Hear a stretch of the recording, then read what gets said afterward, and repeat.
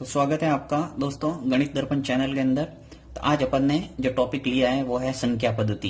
ये आर.एस. अग्रवाल जो बुक है गणित की, अंक गणित की सबसे शानदार बुक है, उसका जो प्रथम लेसन है, फर्स्ट लेसन है वो है संख्या पद्धति, नंबर सिस्टम। और ये सबसे इम्पोर्टेंट लेसन है क्योंकि ऐसा कोई भी कंपटीशन एग्जाम नहीं है जिसके अंदर इससे संबंधित कोई प्रश्न नहीं आता हो। तो बेसिक लेवल से इसका शुभारंभ करते हैं। साथ ही जो स्कूल के छात्र हैं उनके लिए भी ये उपयोगी साबित होगा क्योंकि छोटी मोटी जो परिभाषा है वो आपके इस वीडियो के अंदर क्लियर हो जाएगी। तो चलिए स्टार्ट करते हैं अपन। सबसे पहली जो इसके संख्या पद्धति के अंदर आता है, यानी संख्याओं से संबंधित अपन इसके अंदर ज्ञान प्राप्त करेंगे। पहली जो है वो है प्राकृत संख्या। अब प्राकृत संख्या किसे कहते हैं, इसका इंग्लिश में नाम है नेचुरल नंबर। कहीं भी आपको एन से प्रेजेंट करना है, इसको कैपिटल एन, यानी इसका जो फर्स्ट लेटर है एन, इसको कैपिटल एन से प्रेजेंट करेंगे। और प्राकृत संख्या किसे कहते हैं, इसको मैंने शॉर्टकट थोड़ी परिभाषा लिखी है, इसको विस्तृत रूप में आप लिख सकते हैं। देखियो कैसे कि एक से अनंत तक की संख्या को हम प्राकृत संख्या कहते हैं। आपको परिभाषा लिखनी है पूरी। एक से अनंत तक की संख्या को प्राकृत संख्या कहते हैं। स्कूल में पढ़ने वाले छात्र ये परिभाषा लिख सकते हैं पूरी अपनी एग्जाम के अंदर। अब देखिए एक से अनंत तक, यानी आपने जितने भी अंक देखे होंगे एक से स्टार्ट करते हैं। जैसे एक लिखा मैंने, फिर दो लिखा, फिर तीन लिखा, फिर चार लिखा, फिर पांच लिखा। अब देखिए ऐसे करते करते अनंत तक जाएंगे। अनंत का अर्थ है इनफाइनाइट, यानी कि इसका कोई अंत नहीं है। अर्थात एक से स्टार्ट करना है और इनफाइनाइट तक, यानी अनंत तक, इसको बोलते हैं ये उल्टे 8, इसका नाम है अनंत। तो प्राकृत संख्या की परिभाषा आपकी क्लियर हो गई होगी कि एक से अनंत तक की संख्या को क्या बोलते हैं, प्राकृत संख्या। नेक्स्ट है पूर्ण संख्या। अब देखिए यहां पे एक और बात क्लियर कर दूंगा कि जैसे आपको एग्जाम में पूछ लिया कि सबसे बड़ी प्राकृत संख्या क्या है, तो सबसे बड़ी प्राकृत संख्या कुछ नहीं है, क्योंकि हर संख्या के आगे एक बड़ी संख्या आपको मिल जाएगी प्राकृत संख्या के आगे। यानी जैसे 2 से बड़ी संख्या कौन सी हुई, 3, 3 से बड़ी संख्या 4, 4 से बड़ी 5, 5 से बड़ी 6, ऐसे चलता रहेगा, इसका कोई अंत नहीं है। अर्थात सबसे बड़ी प्राकृत संख्या कोई होती नहीं है। और यदि ऐसा पूछा जाए कि सबसे छोटी प्राकृत संख्या कौन सी है, तो उसका उत्तर क्या होगा, 1। सबसे छोटी प्राकृत संख्या कौन सी है, 1। ये बात क्लियर हो गई। नेक्स्ट है पूर्ण संख्या। अब पूर्ण संख्या क्या है, देखिए इसको होल नंबर कहते हैं और इसको W से प्रेजेंट करते हैं, यानी कहीं भी आपको W से प्रेजेंट करना है पूर्ण संख्या को। और पूर्ण संख्या क्या है कि शून्य से अनंत तक की संख्या को पूर्ण संख्या कहते हैं। शून्य आ गया शामिल, यानी यहां से क्या था, देखिए प्राकृत संख्या और पूर्ण संख्या के अंदर डिफरेंस क्या हुआ कि यहां से 1 से स्टार्ट हो रही थी, 1 2 3 4 अपन ने स्टार्ट किया अनंत तक, तो ये हो गई प्राकृत संख्या। और पूर्ण संख्या क्या होगी, शून्य से अनंत तक की संख्या को, सिर्फ आपको शून्य को इसके अंदर शामिल करना है। तो यहां मैं लिख रहा हूं शून्य, फिर 1, फिर 2, फिर 3, 4, इस ढंग से डैश डैश डैश डैश, और ये अनंत तक जाना वापस। यानी कि कोई संख्या ऐसी है जो अगर 0 से स्टार्ट हो रही है, 0 से अनंत तक जा रही है, तो वो संख्या क्या कहलाएगी, होल नंबर। तो आपको इस ढंग से इसको दर्शा भी सकते हैं, बराबर करके W। इसको भी ऐसे कैसे दर्शा सकते हैं अपन, बराबर करके N। यानी कि ये प्राकृत संख्या हो गई, 1 से स्टार्ट हो रही है, और पूर्ण संख्या कहां से स्टार्ट हो रही है, शून्य से। तो दोनों की परिभाषा भी आप आराम से लिख सकते हैं। अब देखिए नेक्स्ट है तीसरी जो संख्या है वो है पूर्णांक संख्या है। पूर्णांक संख्या क्या कहलाती है, पूर्णांक संख्या की जो परिभाषा है वो है समस्त ऋणात्मक एवं पूर्ण संख्या को पूर्णांक कहते हैं। ये परिभाषा आप लिख सकते हैं, वापस मैं बता रहा हूं, समस्त ऋणात्मक एवं पूर्ण संख्या क्या कहलाती है, पूर्णांक। अब समस्त ऋणात्मक का क्या मतलब हुआ, देखिए आपने संख्या देखी होगी, कुछ धनात्मक संख्या यानी प्लस वाली संख्या होती है, और कुछ ऋणात्मक संख्या होती है यानी माइनस वाली संख्या। तो पूर्णांक के अंदर आपको जो माइनस वाली संख्या है वो भी शामिल करना है, तो ये क्या बन जाएगी, पूर्णांक। देखिए कैसे, पूर्ण संख्या जैसे मैं लिखता हूं, पहले देखिए 0, फिर 1, फिर 2, ये 3, 4, 5, ऐसे कई संख्या लिख सकते हैं। देखिए यहां पे मैंने लिखा अनंत, ठीक है। अब देखिए यहां पे मैं क्या करता हूं, डैश करके 0 से छोटी संख्या जो होगी वो सब क्या होगी, माइनस में। ये -1 हो गया, -2 हो गया। जैसे जैसे इधर बढ़ेंगे ये सब छोटी संख्या आती रहेगी, -3, फिर डैश -4। इसको एक संख्या रेखा के ऊपर भी अपन प्रदर्शित कर सकते हैं पूरी लाइन खींच के, तो बीच में सेंटर में है वो 0 आ जाएगा। अब देखिए यहाँ पे इसको अच्छे ढंग से समझना है पूर्णांक को, कि मान लो आपको बोल दिया जाए कि 1 बड़ा है या 0, तो आप स्पष्ट रूप से बोल सकते हो कि 1 बड़ा हो गया। यदि आपको बोला जाए कि -1 बड़ा है या 0, तो आप क्या बोलेंगे? 0 बड़ा है, क्योंकि ये माइनस है, वो माइनस ऋणात्मक चिन्ह आ गया इसके आगे, इसलिए 0 से क्या हुआ? छोटा। अब देखिए ऐसे पूछा जाए कि -1 बड़ा है या -2, तो बड़ा कौन सा हुआ? -1। अर्थात आपने समझ लिया होगा कि जैसे जैसे इधर बढ़ेंगे यानी बाई और बढ़ते जाएंगे, ये संख्या छोटी छोटी आती रहेगी। यानी ये बड़ी है इससे, ये बड़ा है -3 बड़ा है किससे? -4 से। -4 बड़ा होगा किससे? -5 से। इस ढंग से आगे छोटी छोटी संख्या आती रहेगी। और इधर अगर बढ़ेंगे अपन, इस साइड में बढ़ेंगे आगे, तो ये बड़ी बड़ी संख्या आती रहेगी। जैसे स्पष्ट है, 0 से बड़ा है 1, 1 से बड़ा है 2, 2 से बड़ा 3। इस ढंग से बड़ी संख्या आती रहेगी यदि आप दाईं ओर बढ़ेंगे तो। और यदि बाईं ओर बढ़ेंगे तो क्या आएगी? छोटी संख्या। तो मैं यहाँ लिख लेता हूं, इस तरफ बढ़ेंगे तो क्या आएगी? छोटी संख्या, और इधर बढ़ेंगे तो क्या आएगी? बड़ी संख्या। ये आपको एग्जाम के अंदर कुछ प्रश्न कथन के रूप में आते हैं, तो उसको आप अच्छे ढंग से इसका जवाब दे सकते हैं। तो यहाँ पे परिभाषा वापस मैं क्लियर करना चाहूंगा। देखिए, समस्त ऋणात्मक एवं पूर्ण संख्या। समस्त ऋणात्मक का मतलब क्या हुआ? 0 से स्टार्ट होती है ऋणात्मक संख्या, यानी कि शामिल हो गई इसके अंदर। पूर्ण संख्या अपन क्या परिभाषा लिखते हैं कि 0 से अनंत तक की संख्या को क्या बोलते हैं? पूर्ण संख्या। तो 0 से अनंत तक की संख्या को क्या बोलते हैं? पूर्ण संख्या। यहाँ से स्टार्ट होगी 0 से, इसके अंदर ये ऋणात्मक संख्या भी ऐड हो गई। देखिए -1, -2, -3, -4 ऐसे चलता रहेगा, ये भी अनंत तक चलेगा, इसका वो कोई एंड नहीं है। तो यानी कि इसके अंदर समस्त ऋणात्मक संख्या भी जुड़ गई, तो ये बन गया पूर्णांक। क्लियर है? पूर्णांक संख्या भी। चलिए नेक्स्ट जो संख्या देखते हैं वो है परिमेय संख्या। परिमेय संख्या किसे कहते हैं? इसकी परिभाषा आपको इस ढंग से याद रखना है कि ऐसी संख्या जिन्हें P/Q के रूप में लिखा जा सकता है। अब P और Q है क्या? P और Q क्या है? पूर्णांक। और पूर्णांक की परिभाषा पहले मैंने क्लियर कर दी है कि पूर्णांक क्या है? समस्त ऋणात्मक एवं पूर्ण संख्या। तो यहाँ पे या फिर ऐसे भी समझ सकते हैं, देखिए P/Q है क्या? एक्चुअल में क्या है? ये एक भिन्न के रूप में, यानी अंश व हर के रूप में है।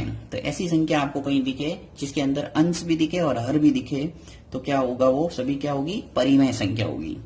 और यहाँ पे मैंने और लिखा है Q नॉट इक्वल टू 0, यानी नीचे है वो 0 नहीं होना चाहिए, क्योंकि जैसे नीचे किसी संख्या के आगे 0 आता है तो वो क्या बन जाता है? अनंत। तो यहाँ पे देखते हैं अपन, देखिए कौन कौन सी संख्या परिमेय होगी। जैसे देखिए मैं लिखता हूं 1, ये भी एक परिमेय संख्या है। ये एग्जाम्पल बता रहा हूं आपको मैं परिमेय संख्या के। तो परिमेय संख्या के एग्जाम्पल के रूप में जैसे 1 हो गया, फिर कुछ भी संख्या 2, 3, ये सब परिमेय संख्या है। इसी ढंग की माइनस में भी लिख सकते हैं, -2, -7, -9, कुछ भी संख्या आप जो लिखोगे वो सब क्या परिमेय संख्या हो जाएगी, क्योंकि ये इन सभी को मैं P/Q के रूप में लिख सकता हूँ। P/Q के रूप में कैसे? देखिए अंश व हर के रूप में जैसे लिखना है मुझे, 1 को लिखना है, तो 1 को मैं कैसे लिख सकता हूँ? लिख सकता हूँ 2/2। जब 2 में 2 का भाग दूंगा तो क्या आएगा? 1। इसी प्रकार जैसे 2 लिखना है मुझे, तो मैं क्या करूंगा? 4 में 4/2 लिख सकता हूँ, यानी 4 में 2 का भाग दूंगा तो क्या आएगा? 2। इस ढंग से यानी P/Q के रूप में इसको लिख सकते हैं, अंश व हर के रूप में लिखा जा सकता है, तो वो क्या हो गई? परिमेय संख्या। इसी प्रकार की आप सीधा भिन्न के रूप में भी लिख सकते हैं, जैसे 1/2 लिख लो, 3/4 लिख लो, -7/9 लिख लो। कोई भी संख्या जहां आपको अंश व हर का रूप दिखे वो क्या हो जाएगी? परिमेय संख्या। तो ये परिभाषा भी आपके क्लियर दिमाग में बैठ गई होगी कि परिमेय संख्या किसे कहते हैं? ऐसी संख्याएं जिन्हें P/Q के रूप में लिखा जा सकता है, जहां P और Q पूर्णांक है, उन्हें क्या बोलते हैं? परिमेय संख्या। साथ ही अपन एक और उदाहरण देंगे 22/7। देखिए 22/7 एक्चुअल में ये इससे संबंधित प्रश्न आता है अधिकतर एग्जाम के अंदर, क्योंकि ये मान है वो किसका है? पाई का मान, जहां अपन क्षेत्रफल से संबंधित जो टॉपिक अपन ने पढ़ा था, तो मैंने बताया था आपको पाई का मान क्या होता है 22/7। और ये पाई है वो तो है अपरिमेय, आगे अपन पढ़ेंगे अपरिमेय संख्या। देखिए यहाँ पर भी मैं इसको क्लियर कर देता हूं कि जो पाई है वो क्या है, अपरिमेय संख्या है। और ये जो संख्या है 22/7 ये क्या है, परिमेय। तो यदि आपको 22/7 मिले, क्योंकि ये देखिए P/Q का रूप दिख रहा है मुझे, तो ये क्या हुई, परिमेय संख्या। और यदि आपको पूछा जाए कि पाई है वो क्या है, तो पाई है वो क्या है, अपरिमेय संख्या है। इस बात को हमेशा दिमाग में रखना है।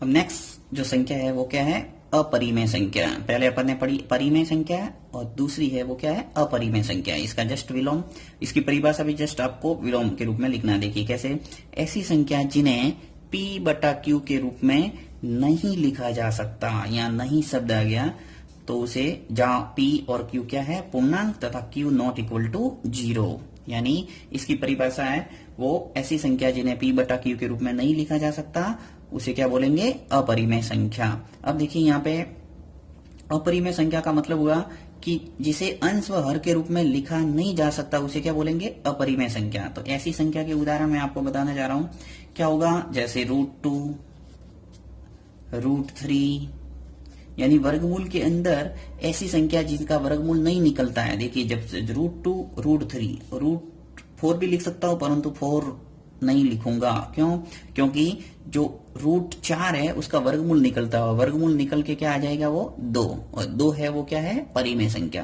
तो इस बात का ध्यान रखना है। अब देखिए √2, √3 जिसका वर्गमूल नहीं निकलता वो सभी संख्या लूंगा, जैसे 5 का वर्गमूल नहीं निकलता है, √6, √7, ऐसे बहुत सारे उदाहरण हैं। अब जैसे 8 भी लिख सकते हैं। अब देखिए यहाँ पे मैं √9 है वो नहीं लिखूंगा, क्योंकि √9 का वर्गमूल क्या आ जाएगा, 3, तो वो भी अपने परिमेय संख्या हो जाएगी, ये अपरिमेय संख्या नहीं है।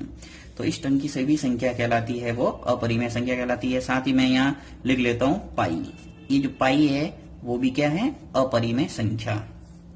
अधिकतर प्रश्न बनते हैं पाई के ऊपर, तो आपको ये ध्यान में रखना है कि ये क्या है, अपरिमेय संख्या, और इसका जो मान है 22/7 वो क्या है, परिमेय।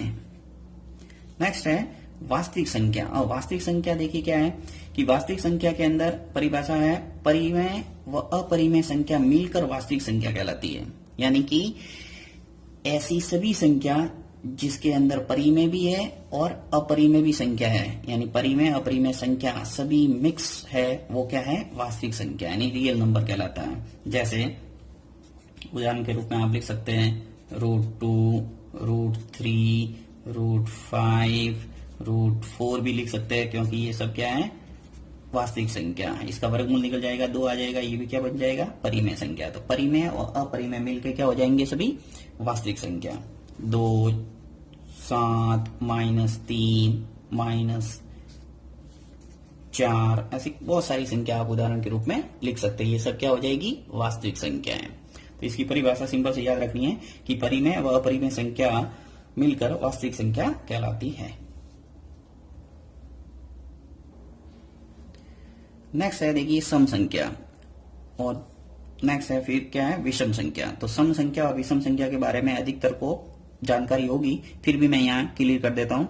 देखिए सम संख्या है वो क्या है, इसको इंग्लिश में बोलते हैं इवन नंबर। ऐसी संख्या जिसमें 2 का भाग पूरा पूरा जाता है, वे सभी संख्याएं जिसके अंदर 2 का भाग पूरा पूरा जाएगा, वो सभी संख्या क्या कहलाएगी, सम संख्या। अब देखिए यहाँ पे उदाहरण लेते हैं अपन, 2 का भाग किस किस में पूरा पूरा जाता है। जैसे देखो 2 के अंदर भाग पूरा पूरा जाएगा, फिर 4 के अंदर 2 का भाग पूरा पूरा जाएगा, फिर 6 के अंदर भाग पूरा पूरा जाएगा, 8 के अंदर भाग पूरा पूरा जाएगा, 10 के अंदर पूरा पूरा जाएगा, 12 के अंदर पूरा पूरा जाएगा। अब देखिए यहाँ जैसे 2 के बाद में 3 आता है, तो 3 मैंने नहीं लिखा। क्यों नहीं लिखा, क्योंकि 3 के अंदर भाग है वो 2 का नहीं जाता है।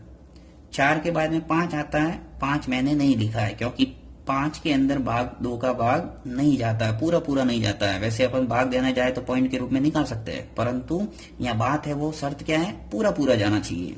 जैसे फॉर एग्जाम्पल अपन देखते हैं, देखिए 8 लिया मैंने और इसके अंदर 2 का भाग देता हूं मैं, तो 2 का भाग दिया, 2 एकम 2, 2 दूनी 4, 2 तिया 6 और 2 चौके 8, यानी 4 बार इसका भाग है वो पूरा पूरा गया, शेष आ गया 0। तो पूरा पूरा भाग जाना चाहिए, पॉइंट के रूप में भाग नहीं जाए। तो ऐसी संख्या जिसके अंदर 2 का भाग पूरा पूरा जाता है वो सभी संख्या क्या कहलाती है? सम संख्या, इवन नंबर, राइट। अब देखिए विषम संख्या। विषम संख्या क्या है? इसका जस्ट विपरीत है कि ऐसी संख्या जिसके अंदर 2 का भाग पूरा पूरा नहीं जाता है। परिभाषा लिखना है, ऐसी संख्या जिसमें 2 का भाग पूरा पूरा नहीं जाता है वे सभी संख्या क्या कहलाती है? विषम संख्या, ऑड नंबर। अब देखिए यहाँ पे एग्जाम्पल देखते हैं अपन, स्टार्ट करते हैं 1 से। देखिए 1 के अंदर 2 का भाग नहीं जाता है तो इसके अंदर ये विषम संख्या हो गई। फिर वापस आ जाएगा 1 के बाद में 3, 3 के बाद में आ जाएगा 5, 5 के बाद में आ जाएगा 7, 7 के बाद में आ जाएगा 9, यानी एक संख्या छोड़ के यहाँ से जस्ट विलोम करना है। तो 1 के बाद में जैसे 2 आता है तो 2 के अंदर तो भाग पूरा पूरा 2 का जाता है, इसलिए अपन ने 2 नहीं लिखा। 3 के बाद में 4 आता है तो 4 के अंदर 2 का भाग पूरा पूरा जाता है, इसलिए नहीं लिखा। तो ये आपको परिभाषा क्लियर हो चुकी होगी कि ऐसी संख्या जिसके अंदर 2 का भाग नहीं जा रहा है पूरा पूरा, वो सभी संख्या कहलाएगी विषम संख्या है। बहुत सारे उदाहरण ऐसे आप लिख सकते हैं आराम से।